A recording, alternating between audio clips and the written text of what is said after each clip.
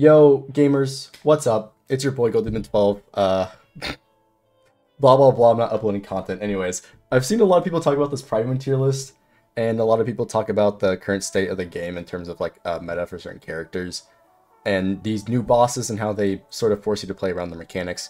I actually do quite like them. They're interesting and definitely challenging. But Prydwen, the site that everybody knows and loves, I'm hitting my daily check Prydwen requirement by logging onto the site, and I've seen a lot of people talk about how they disagree with their current tier list. Now, I did say this a while on stream that I don't like one of their tier lists. I will talk about it a little bit in this video, but the main point here, and I'm sorry if I'm peeking the mic, I don't know.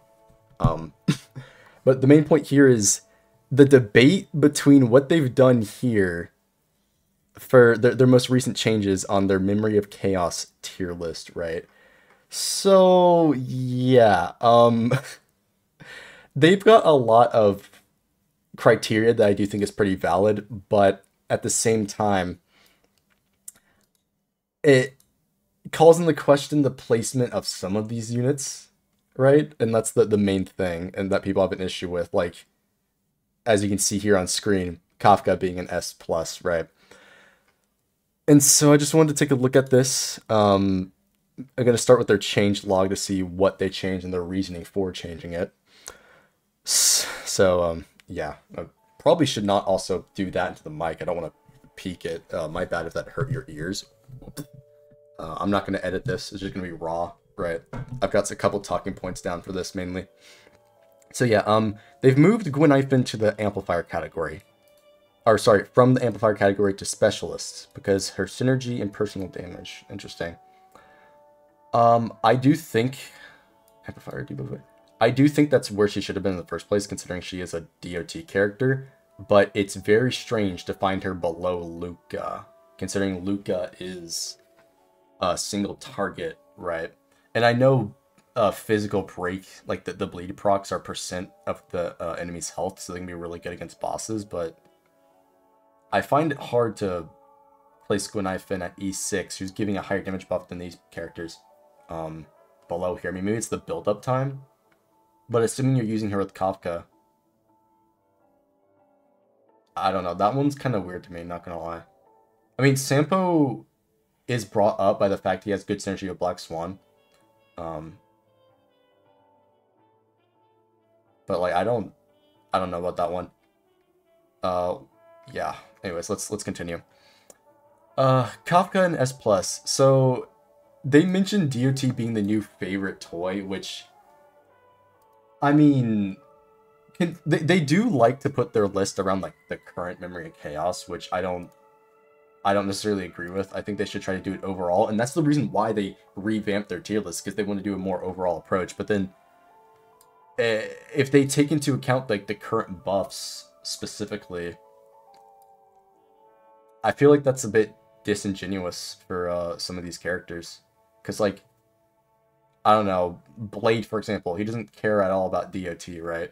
And so if it's a DOT buff, he's obviously going to perform worse. But like, can't we just rank these characters in context of like, you know, what their normal setup would be? Maybe that's just me, but I don't think the buff is something to take into account, right? That's just personal preference. But the thing that's not just Black Swan's impact, but the same because Sampo is also performing very well. Sampo is good because I don't. Is this just because the buff? Like, Sampo and Kafka, what's changed? Am I crazy for? I don't think anything's changed there. Okay, whatever. Maybe Black Swan's light cone, but I don't know. That's an interesting point. No matter what type DOT me play, Kaka's, that's true. Amplifies the attacks at next level. DOT has a higher power ceiling than the release of Black Swan, and Black Swan by herself. Power percentage with Kafka allows maximum potential with being alive. Okay. So they're saying that Kafka is an S+ because Black Swan is that good, but then they also mentioned Sampo.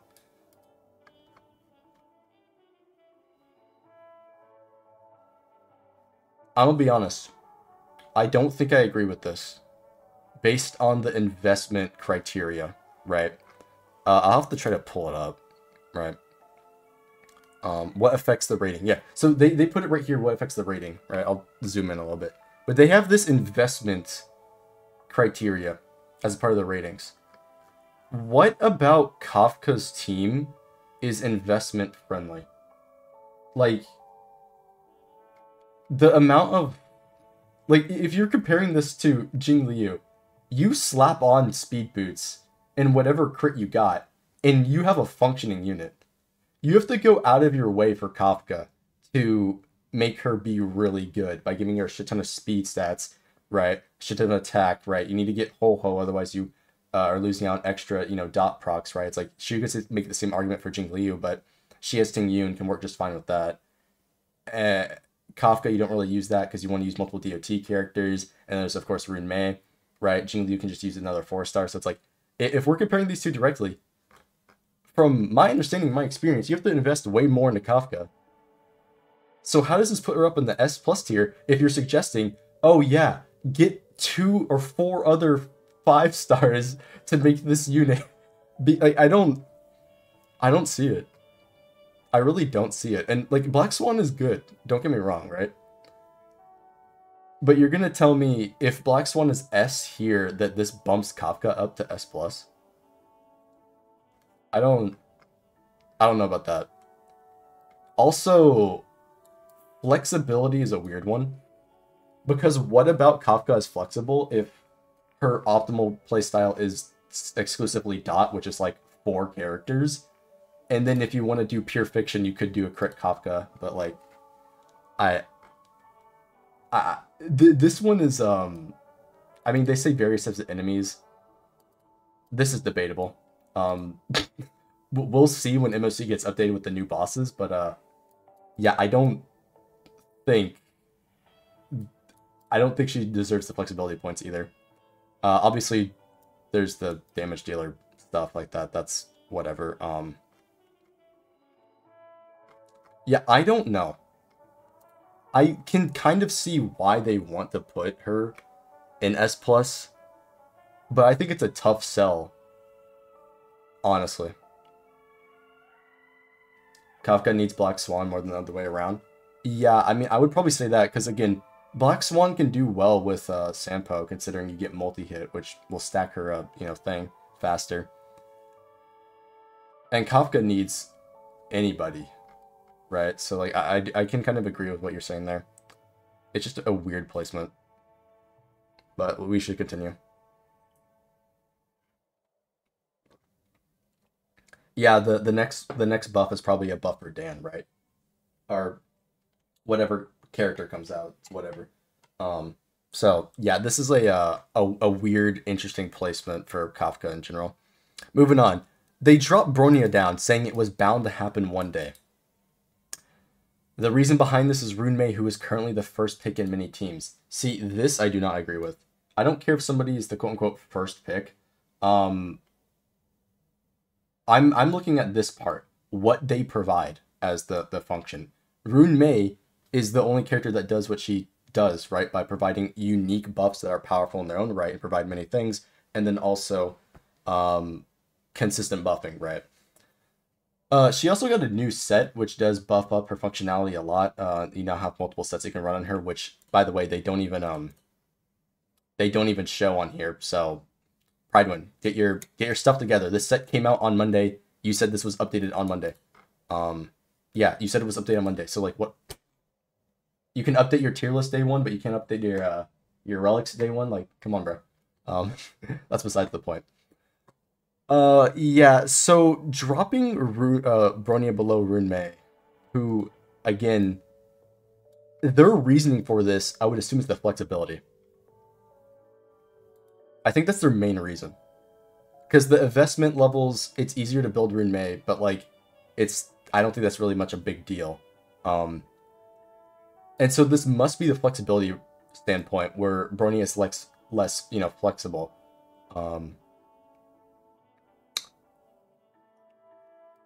And then they're begging really hard on the defensive aspects of her, which I do agree. Again, that's what kind of was mentioning there, where Runmei has her, defensive of, viability as well. That is there that you don't always notice, right?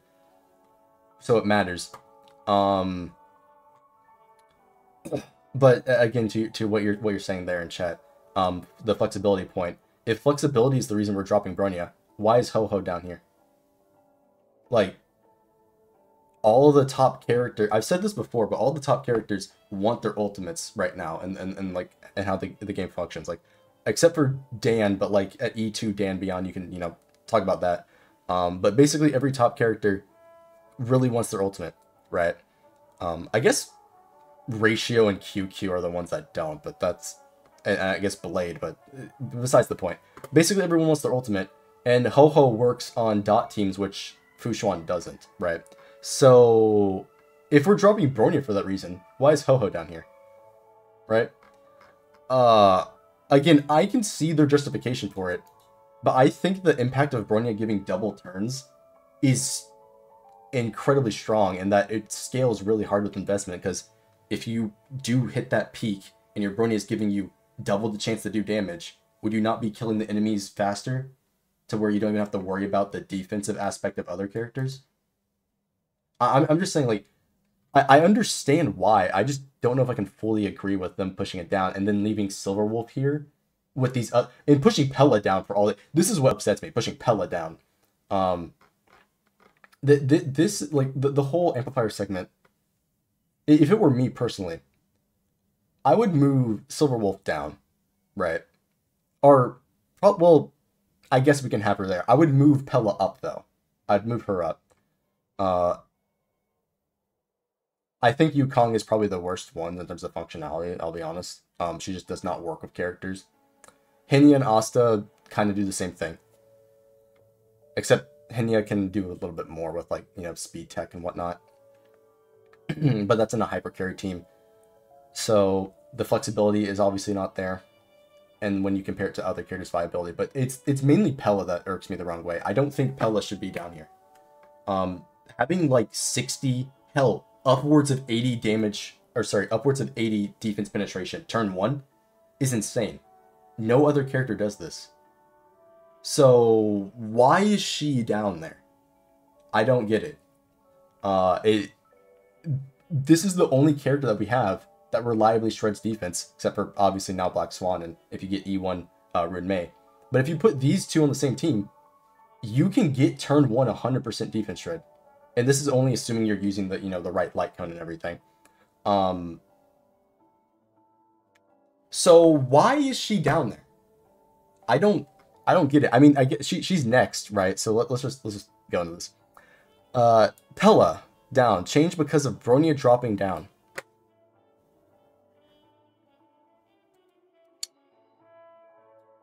So their reason for dropping Pella is because they dropped Bronya down.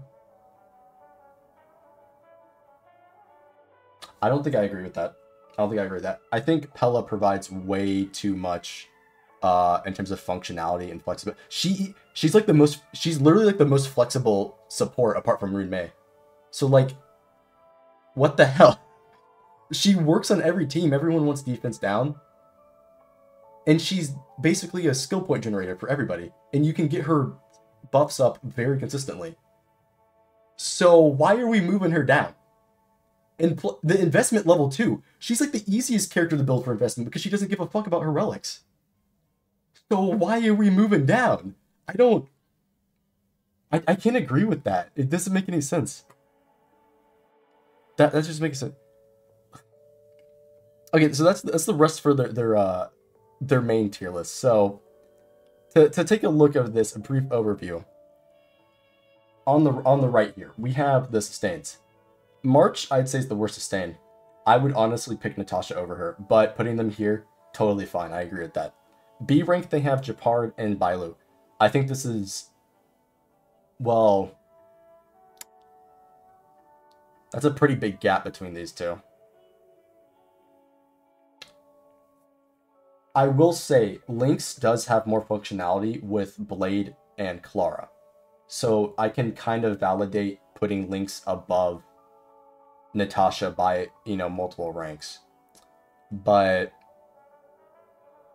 Bailu has damage reduction and a revive, which can come helpful and probably will be helpful for some players. And, once they start getting one shot by these bosses, in a couple of weeks, right?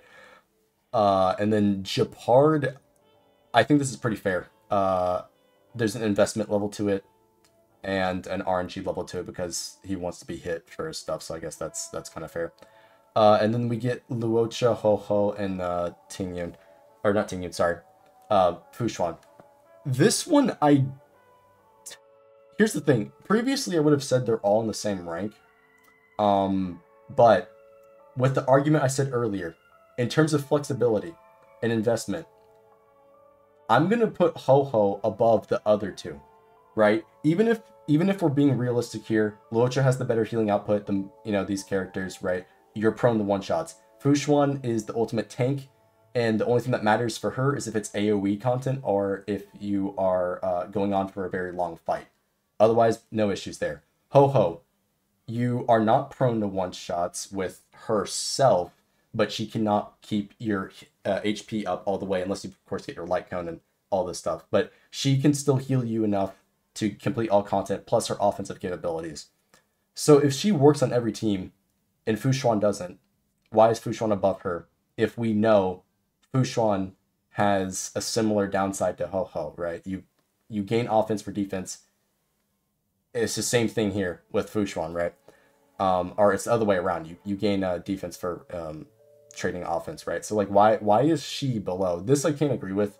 I can agree putting Luocha below 1 because of what these two do. But I don't know. I would either have them all in the same rank or move Ho-Ho up, basically. Because, like, what is Fushuan doing that is better than Ho-Ho here? If we're going off of their criteria for, like, flexibility. Is it the investment? Because I think you have to invest similar levels to all these sustains. Maybe it's easier to invest in the Luocha because he only cares about attack, right? And you don't need to get a bunch of, like, subs to, like, min-max him. Or maybe that makes him worse because you need offensive subs, right? Fair enough, I guess. But he's just as flexible as Ho-Ho. So why are these characters not on the same rank? Fu doesn't... You're right. Fu also does not have a cleanse. You're totally right.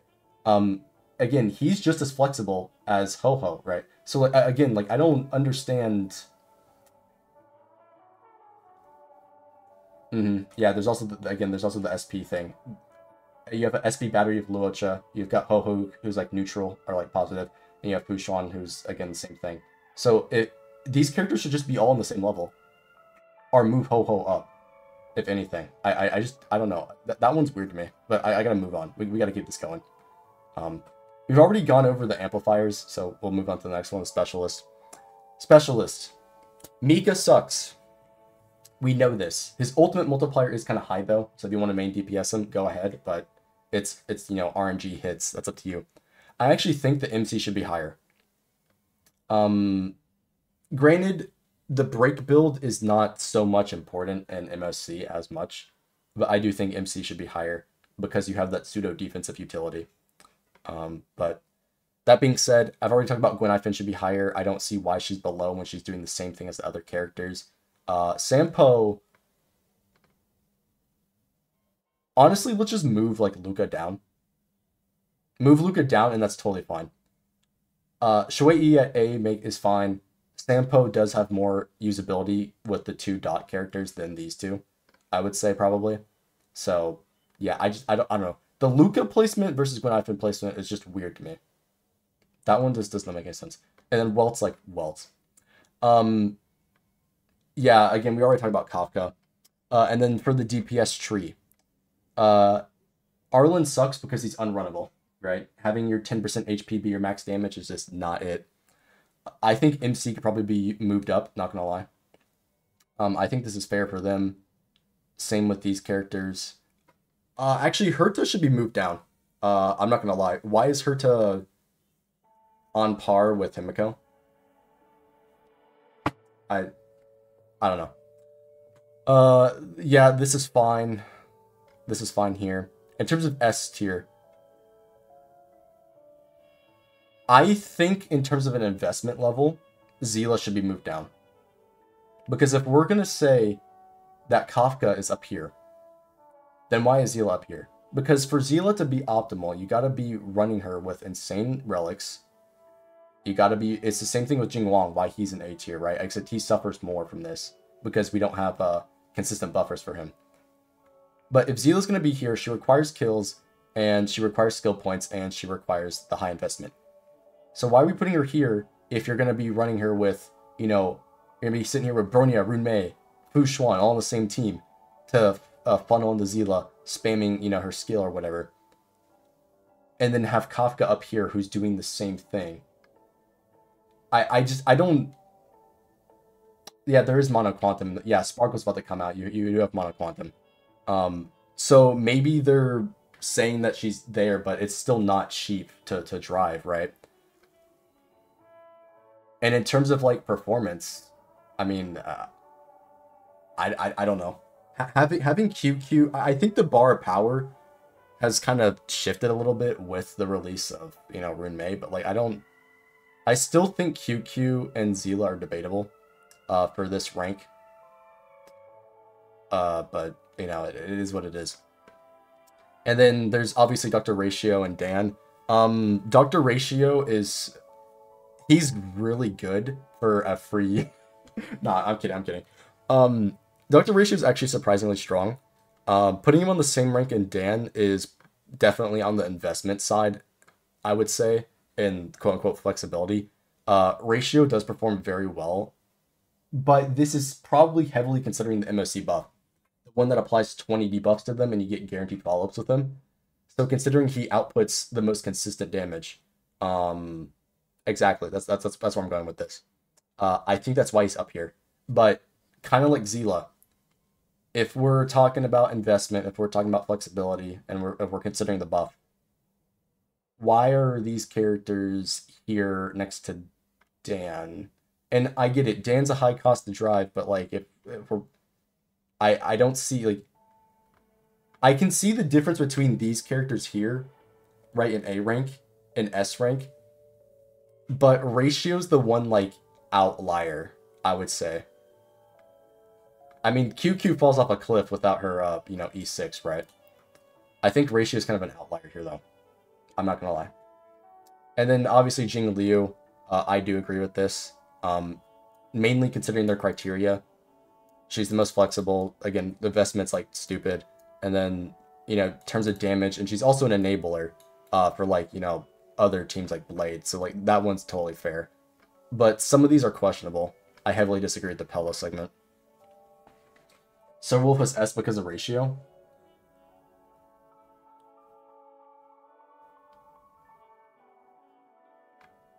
Really? Is that why?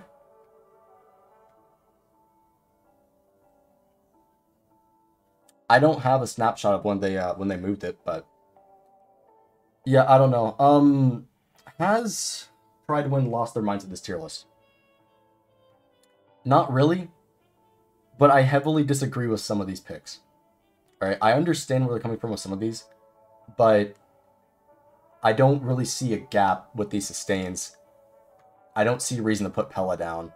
I don't see why Kafka's up there. And, you know, a couple of these other picks, right? I don't know. I don't know, Chief.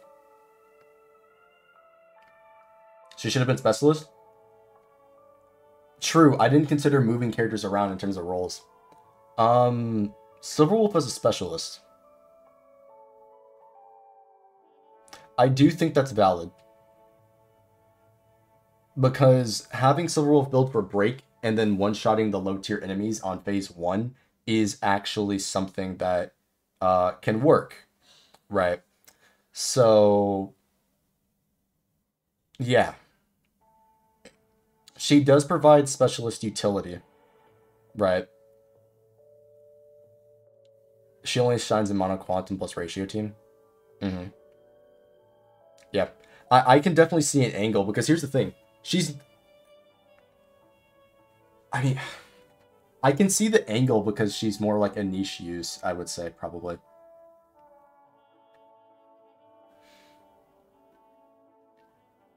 But yeah, it's alright. But if we're gonna move on here, the pure fiction tier list. This one is interesting. If Topaz is specialist, so roll. I'd say that's a fair point. The pure fiction one, the one I said I had a problem with. At least they fixed one of the problems. Beforehand, they had Luocha a whole another tier below, even though in pure fiction, his AoE ultimate does matter a lot. I do think these two characters are better because Fu Xuan provides the same thing as he does in pure fiction, except basically better because you get your crit buffs, which is highly valuable in a mob clearing mode, right? So obviously that's better, and also Quantum Break is better than Imaginary Break, so, you know, it's, in all those regards, it's better. But him being an SP generator plus the AoE and, you know, damage you can output does make him viable in that regard. And then Ho-Ho, that one's just obvious. Energy, attack, that's it. This is the main thing I had a problem with, the Luocha placement, but they fixed it. Now they've also gone and changed everything else, which is interesting. So for the other sustains, they put them down here, which is totally fair, but you know what? If we're considering their buffs, why isn't Natasha higher? Because guess what? There's a lot of physical enemies in there. She can fizz break. There's a new break light cone for her. I think it worked, Prydwen. I don't know. Maybe you gotta consider that investment. It is a free-to-play light cone. But snarky marks aside, this is fair. These sustains are not doing anything that these guys can do. So, that's fair. Amplifiers.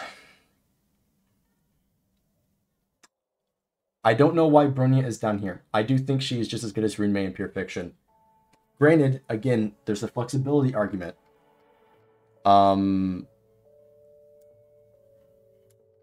They blame Runmei.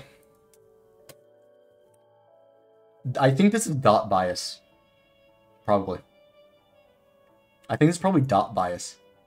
Because considering what Bronya does for pure fiction, you like with Argenti you can do like zero cycles with like Argenti if you set it up right. I've seen it. Last pure fiction, that's what people did on like C inside, so like I think she should be up there for a pure fiction. And then why is Pella still down here? AoE ultimate, defense shred. Even with the dot buff. Like, I don't know why she's down. That truly doesn't make any sense. They put Black Swan in S+. Yeah, the buff is made for her. Go ahead, put her in S+. Okay. Sampo is an A tier because of the dot buff.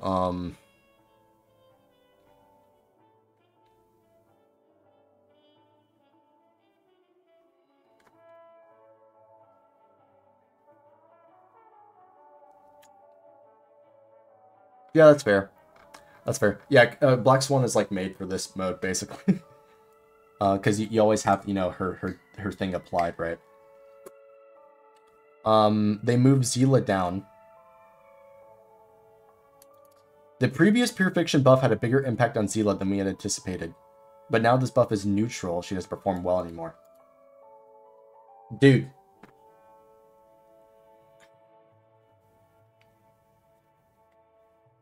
All right, I'm not gonna talk about Zila anymore. Like, they I think they're a little biased towards Zila, if anything. I'll say that. That one is just like, no shit. She has a single target ultimate, and the last buff was a ultimate spam buff that was clearly made for AoE ult characters. So like, I don't know what they were thinking. If you looked at the CN tier list, Mr. Pokey did a video on it. The CN player base, I think, accurately rated the characters there. I think they did a great job with like Argenti, and then like we'll get to this one in a second. I think they did a great job with that. But guess who you did not see in the same tiers? Right? I'm just saying. But yeah, so they moved Serval down. Even though Serval is... Oh, okay, no, that's actually fair. I don't know if I'd put her in, like, S tier. She's really good for the current buff, though. If we're considering the buff, Prydwen. I'm only saying that because there's a bunch of lightning-type enemies on side 1. But, like, let's just take a little things in the context here. And then Yukong is down. I agree with that. Yukong sucks because she just drains your skill points. Right. So, yeah. In terms of the rest of the list, we need to move Silverwolf down one more tier. She has no place in pure fiction, let's be honest. I don't... Why is she in C? Like, tell me why she shouldn't be in D. For pure fiction. Because, you know what? Hey, she can damage the first wave. I guess so. After that, you're screwed. Yukong, again, attack buffing. Again, Pella placement is just stupid, but alright. Hinya, probably... I think... You know what? I think we can move... I don't like Asta still. I've been using her because I got her E1. I don't know if she deserves this placement. This is because of the E6, though. So maybe if I got more experience with the E6, I'd change my mind. But I still think Asta's, speed buffing and attack buffing is overrated. Like, I don't think she's providing nearly as much as other characters. But I do think Hinya could probably be moved up. Pella could be moved up. Pella needs to be moved up, actually. Bronya, I think, does too. Because if Ting Yun's here, then Bronya needs to be up here because she's enabling the same characters to do well, right? Both of these characters are enabling Jing Yuan, Argenti, right? Jing Liu, Blade to do what they do in this mode. So, like, why is she not higher? That one's beyond me. Yeah. I think 3 of these characters be moved up, move Asta down.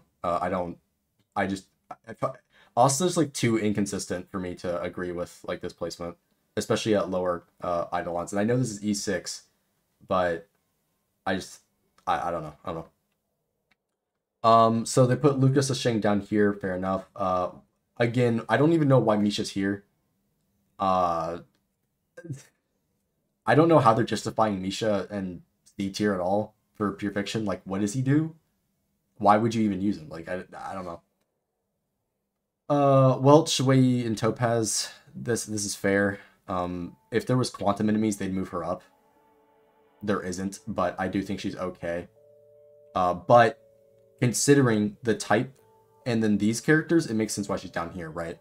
Fire Break is very beneficial, and then, you know, these two are AoE, so, like, those are obviously way better for this mode. And then they've got Kafka, Black Swan. I think this is valid, 100%. This is valid.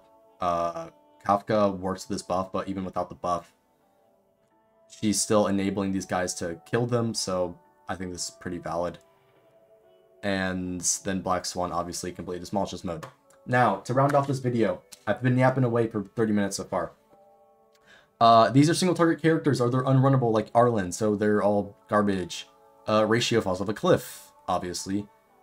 You could probably move these two up, to be honest. Wait, what? Why?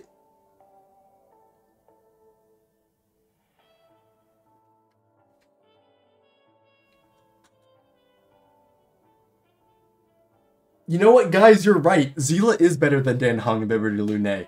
I've changed my mind completely. I've been wrong this whole time, guys. Why would you ever summon for Imbibitor Trash Nay because Zila exists? I mean, come on, guys. The single target character is so much better than the multi-target character.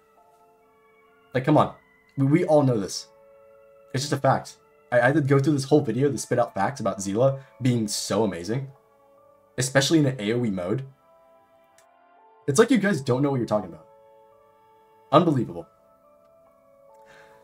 The rest of this looks fine, except Herta. Herta needs to be moved down. Herta does not function nearly as strong unless you have somebody enabling her, like one of the AoE damage dealers. Right? Mainly Himiko because you can spam follow-ups. So, Herta by herself isn't crazy. She should not be an S+. It does not make sense to have her there. Argenti, fair enough. He's got multiple different builds. He's literally made for this mode. As long as they have physical enemies, he is like the #1 pick, right? Makes sense. Totally fine. And plus, you can do the funny ER Argenti build. Makes sense. QQ below. Well, that's that. Yeah, again, you're right, guys. We're not doing Ching Chilean damage anymore. Zila is better. It's been proven by Prydwen without contest, guys. There is no argument. I don't care if Ching Chue is, you know, AoE. Doesn't matter. Zila #1. But yeah, I've yapped enough, boys. Some of these picks make 0 sense.